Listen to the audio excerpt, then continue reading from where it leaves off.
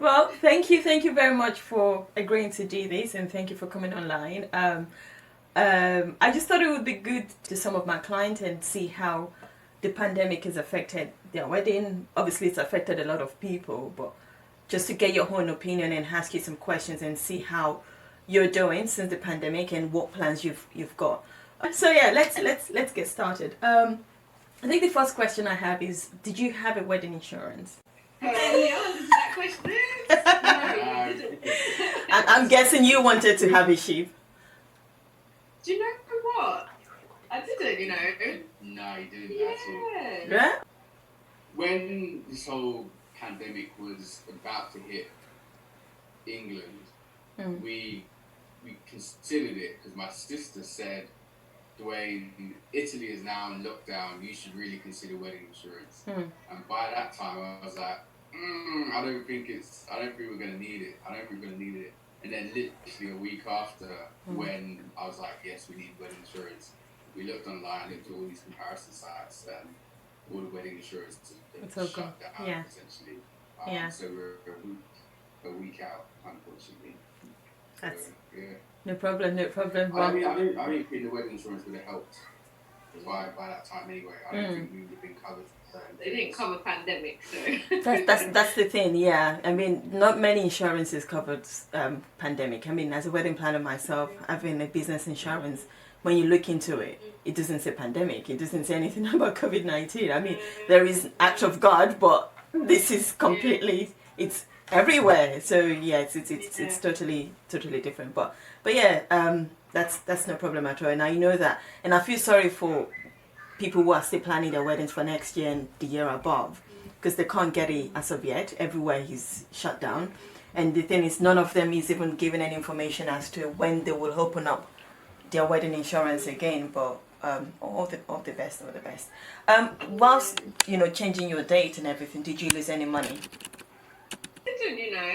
You don't have. Well, like if we look sort of like in the grand scheme of things, we didn't, in a sense where we didn't have to I know we'll probably go into speaking about our vendors soon, but all of our vendors were very flexible, so there was no additional charges. In terms of like the venue and stuff, they were very flexible with us. They said, yeah, we can move to the date now. On any other occasion, if we were to move from May to August, we would definitely incur some charges, yeah. Deep in peak season. Yeah.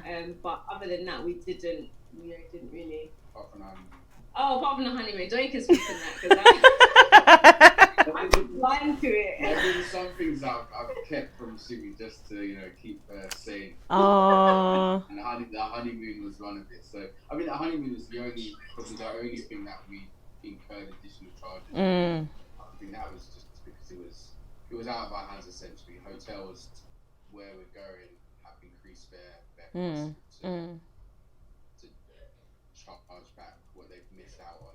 Yeah. So that's where the charges come from. Yeah. And it's nobody's fault, but I'm sure you're still going to enjoy your honeymoon wherever that's going to be. I'm sure it's going to be fantastic. You mentioned vendors. So did you have to swap any vendors, or were all of your vendors, were they all available for your new date? They are officially all available now. when we first were thinking, okay, we need to have a contingency plan. We need to communicate with our vendors, let them know the new potential date. Majority were like, yes, free, yes, I'm free. And then there were maybe we split the list. So Dwayne contacted some and I contacted some. Yeah. And then most of Dwayne's ones were fine. And then on my end, it was like the makeup artist for the bridesmaid who couldn't, and then my makeup artist, and then the MC, and then the DJ. And it so happened that they were all doing another wedding on that day. So we were kind of like, when they got back, I was like, I'm not sure. I said, we're up in the air. So in the back of our minds, we were celebrating the fact that 80% of our vendors could do our new date. Yeah. And then 11% who were sort of like on the fence. But by God's grace, eventually over the months they kind of got back to us, and I'm free this date now. Oh, that's good. Wedding and stuff. So yeah, all vendors are. That's amazing. On point and all all available. That's good. That's good. I know that you've moved your wedding from May to August, and obviously, there's still a lot of speculations. We don't know what's going to happen. But in the time of, whilst you were trying to move your date, did you ever think that you were going to have a lockdown wedding, like a lockdown, Zoom wedding or something, and then have the celebration later? Did you ever think about that? It was a consideration. I think we had to take everything into consideration and make the right informed choice based on what we know and what we don't know yet. Yeah. But for us, a lockdown wedding's not on the cards, really. Yeah. I think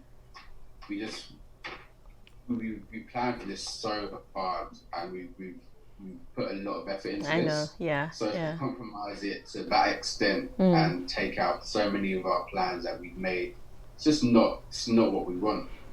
Even though we have to bear in mind the safety of people and what we can do in what the government has said, this is still our special day that we've been planning, put a lot of effort into. So we don't want to cut our legs off to, it's just, we put a lot of work into it. So there's only so much it will compromise, and having a lockdown wedding and doing it via Zoom and stuff, it's not part of that. I mean, we still, as you know, we still celebrated our children's day and then had like virtual party. But I think doing an actual lockdown wedding, even the elements of like being legally married, we've been in contact with our registrars at the very beginning of lockdown, and we were saying we're not doing any weddings until August.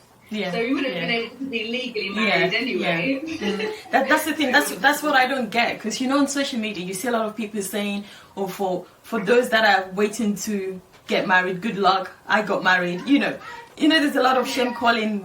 Saying you can have a wedding now and have a celebration later. But I'm like, in London, or I don't know anywhere else, in England generally, you can't even get married legally. So what's the point of having a Zoom wedding or anything? Because, perhaps maybe if your pastor or if your the father, the reverend was to bless you, then but again, it's all what's important to you as a couple, like what you would appreciate.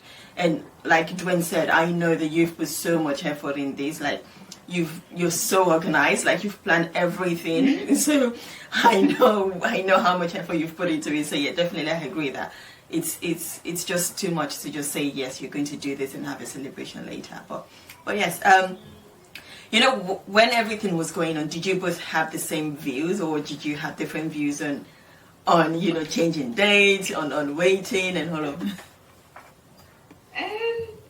I think for me, I was very set on 22nd of May. So like it was ingrained in my head.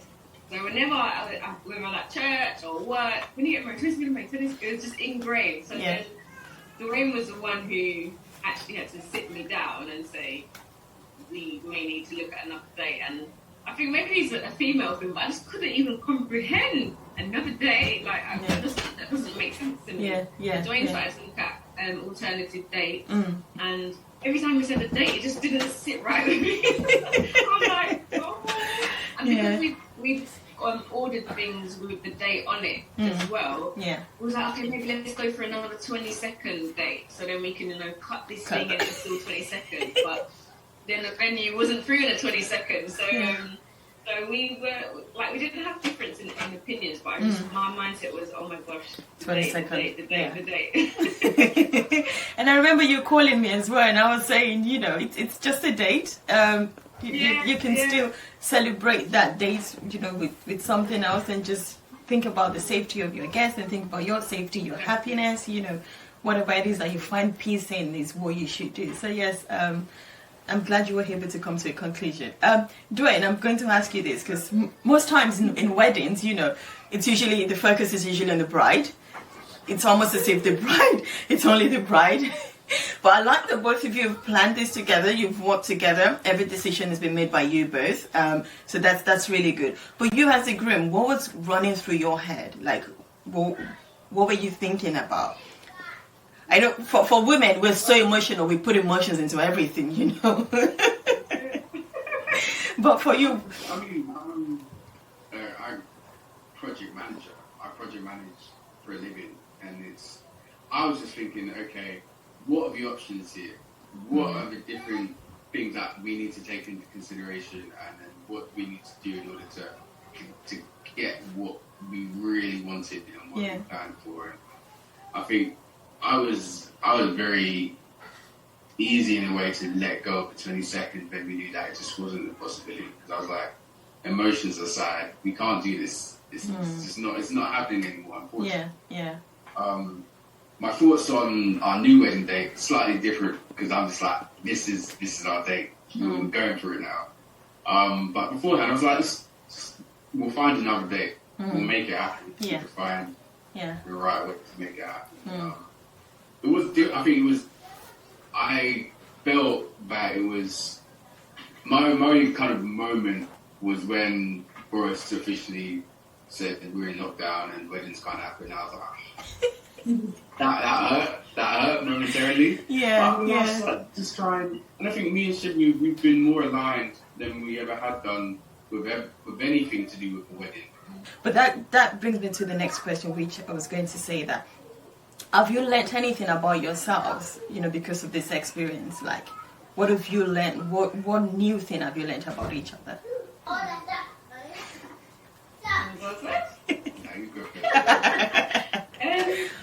I mean, I already knew that Dwayne was very organised in general, because everything is just in line, schedule, this and that.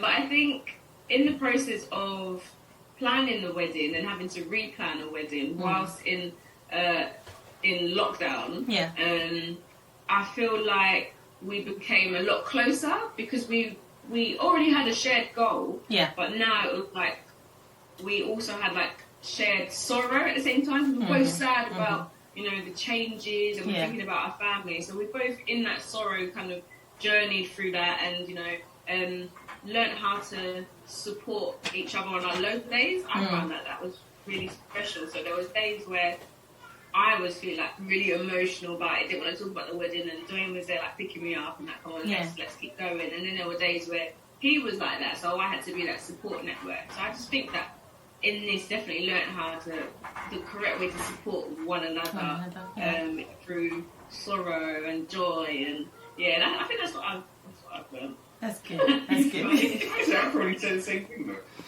Yeah. I don't think I've learned anything different about how you. I say more of the same. It's like you have your highs, you have your lows, and just push through together. And I think the greatest growth comes from when we're understanding one another more. And I think just because of lockdown anyway, we just had moments to grow together, because we're together a lot more. Yeah. And that just allows us to be able to listen to one another and then just agree on things. That's good. Just, over WhatsApp when we're in different places. Well, that's good to hear. Well, there is many more agreements to make once you get married, and I'm sure it's going to be good. So how did you communicate with your guests about the change of date? So we have a wedding website. So before we have any sort of update, we draft an email together or a letter, and we knew that as soon as we had sort of like 80% of confirmations from our venue and our vendors, then we would communicate with our guests. So it was really just a case of updating them with where we are at, checking in with them as well, and letting them know that we are postponing our wedding and we have a new potential date. And the wedding website that we use is called With Joy, and at that time it had a new feature where you could add a banner to your website, like a quick update, you know, COVID update. So we just thought we'd let them know immediately, because we've got family coming from abroad, from all over. And whilst we were receiving messages and texts on our phone, we'd rather, let's not just respond to individual messages, let's just send something out to everyone, and they all have the same information. So, how many guests were you expecting? So how many guests did you have to send? Well, obviously with the app it was easier. Yeah, so for our sit down is meant to be 250 and then an additional 100 for the evening. So that's 350. Yeah. Wow. Yeah. Well, that's the good things with this website. You can easily just send everything out rather than having to individually message everybody. And I can imagine people asking you questions as well. Like, I'm sure when the lockdown was announced, I'm sure you had friends or even families asking you, what are you going to do? What are you going to do? Are you going to postpone? And that would have just been too much. If it was me, I would just... I'll be so overwhelmed with all the questions. So yes, the website is a good point. I think you've already mentioned about how you arrived on a new date. It's obviously vendors availability and what the venue's got. Do you have anything to add on that, how you arrived on your new date? Yeah, I mean, we just messaged the venue with our potential dates that we wanted. So we said, we asked for Fridays and Saturdays, all the way up until September. Yeah. And they just came back to us with which dates are available at that time. So we'd asked our venue at the start of March, which dates were available, and they just jumped on one which we felt was right. That it was far away from this pandemic situation. And just aligned with all our other vendors to go with it. So it was straightforward. Yeah. We just had to take into consideration: is it still going to be a safe time to do it? Yeah. Is the weather still probably going to be nice? Yeah. We landed on a bank holiday weekend as well, which we wanted and which we had initially for May 22nd. So it worked out nice for us in theory. Okay. We still don't know 100% that we're going to be good for that date, but we're pushing towards it. Like we don't know what specifically is going to happen, but we'll make whatever considerations we have to make and make amends to meet the date, because it's the date that we're going. There you go. Yeah. But if there were any silver linings that you've been able to glean from this experience at all? I can say mine straight away. It's funny because as much as I was set on May the 22nd, like upon reflection, I still don't think that I was like ready. If that makes sense. Like we're doing all this planning, and I'm preparing to leave my parents' home, which I've been there for 28 years. In the back of my mind, I was just like, oh my gosh, I'm gonna miss my family. I'm gonna miss my room. I'm gonna miss this. And, so during the lockdown and having time to plan, and Dwayne's flat isn't too far from us, and I'll be moving in after the wedding. Yeah. So spending more time there, making it home, I began to feel like ready to leave. Not like, oh, I'm getting out of here, but like, wow, this is the next stage. Like, I'm excited to start that. Yeah. And that was definitely a silver lining for me. And when I shared it with my mum as well, she was so pleased, because she was like, I was worried about you. I didn't know, like, did you feel ready? I was like, I didn't. But now, having a few more weeks extra time to process and actually prepare has definitely been a blessing. That's good. That's really good. Well, just a couple more questions and then we'll be done. How did you feel when you woke up in the morning of your original date? Like, what did it feel like waking up to 22nd of May? I was fine.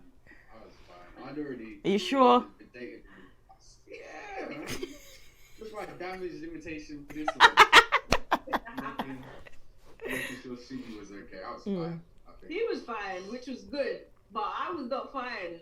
I stayed in my room for hours, and like I had people messaging saying I'm thinking of you, praying for you, and then actually, in fact, the day before, my mum had gone out and she came back. She knocked on my door, and she had some flowers. And as soon as she came in, I just burst into tears because I hadn't actually cried. I hadn't like expressed like my sort of sorrow for the wedding in front of people. Maybe, like Dorian had seen it, but not in front of my family. So I was holding it in all the time. So then when she brought those flowers, I just burst into tears. She hugged me and just prayed for me, and so that was nice to get a cry out the day before. And then on the day, same thing happened again. I was just in tears all the time, and then obviously, you'd arranged the amazing surprise, and we had arranged a little virtual Zoom party. So bless you. So it was just a day full of tears, but a day full of joy as well, because everyone was kind of getting around us and surrounding us by love. I did my makeup, got a haircut, did a little photo shoot in the garden just to make the day like special. Yeah, you look beautiful. It started off sad, and it got better. That's good. I mean, that's one thing I was thinking of, because I remember speaking to you again, and you were saying 22nd of May, you just couldn't let that date go away. And it just got me thinking, what could I do? Like, I didn't just want the date to go away like that as well. I wanted it to be a lasting memory for both of you. And that's how I got thinking of, arranging that surprise. And I think the good thing was the fact that you lived close to me. So I thought, why not? Like, let me do this. Like, it's easy. But I mean, when I called the caterer and she gave me the address and it was 45 minutes, I was like, oh my God. And even though it said 45 minutes, it took me an hour to get there because there was so much traffic. But it was good to see you. It was good to see that you were happy, and it was good to see that, that date still means something to you. It's not just going to be any other day. So it was very good to see that. Well, just finally, do you just want to leave a word or any thought for couples that are planning their wedding for 2021 and the year above? What thoughts do you have for them? I just keep pushing because it's still your day. Yeah. Try not to compromise too much. Yeah, try not to compromise too much because it is still your day at the end of the day. Yeah. You have to make sure it's special to you and what you want. So, yeah. And I'd say,